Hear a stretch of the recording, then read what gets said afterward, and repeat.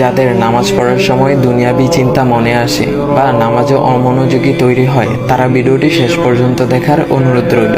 হযরত আলী রাদিয়াল্লাহু তাআলা আনহুর কাছে একজন ব্যক্তি এসেছে। তখন লোকটা বলল, হুজুর, আমার নামাজে মন বসে না। নামাজে দাঁড়ালে আমার দুনিয়াবি নানা চিন্তা আসে। হুজুর, আমার এই নামাজ কি আল্লাহ তাআলা কবুল করবেন? তখন হযরত আলী রাদিয়াল্লাহু তাআলা আনহা বলেছেন, না, তোমার নামাজ কবুল হবে না। তখন লোকটা মনে অনেক কষ্ট নিয়ে চলে যাচ্ছেন। এমন সময় রাসূল সাল্লাল্লাহু আলাইহি ওয়াসাল্লাম এসে হযরত আলী রাদিয়াল্লাহু তাআলা আনহুকে জিজ্ঞাসা করলেন, ইয়া আলী, আপনার কাছে লোকটা কেন এসেছিল?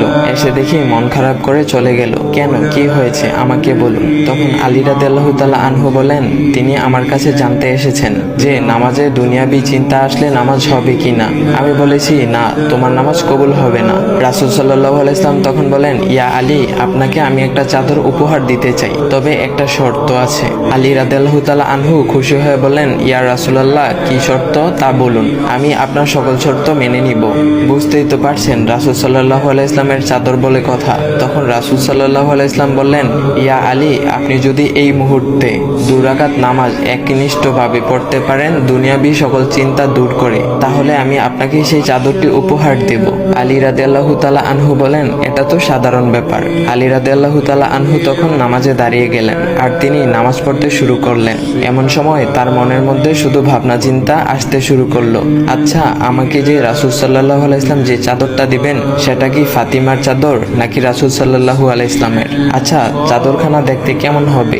এই বিভিন্ন বিষয় নিয়ে ভাবতে লাগলেন। তিনি ভুলেই গেছেন যে দুনিয়াবি চিন্তা নামাজে আনতে রাসূল সাল্লাল্লাহু আলাইহি ওয়াসাল্লাম নিষেধ করেছেন। এর মধ্যে আলী রাদিয়াল্লাহু তাআলা আনহুর নামাজ পড়া শেষ। আলী রাদিয়াল্লাহু তাআলা নামাজ শেষ করে রাসূল সাল্লাল্লাহু আলাইহি ওয়াসাল্লামকে বলতেছেন, ইয়া রাসূলুল্লাহ, আমি আপনার শর্ত মেনেছি, এখন আমাকে চাদরখানা উপহার দেন।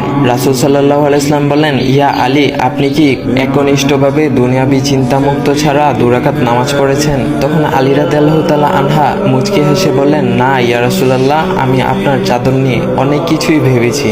তখন রাসূল সাল্লাল্লাহু আলাইহি ওয়াসাল্লাম বলেন, ইয়া আলী, নামাজ তোমারও হয়েছে, আর তুমি যাকে নামাজ হবে না বলে ফতোয়া দিয়েছো, তার নামাজও আল্লাহ তাআলা কবুল করে নিয়েছেন।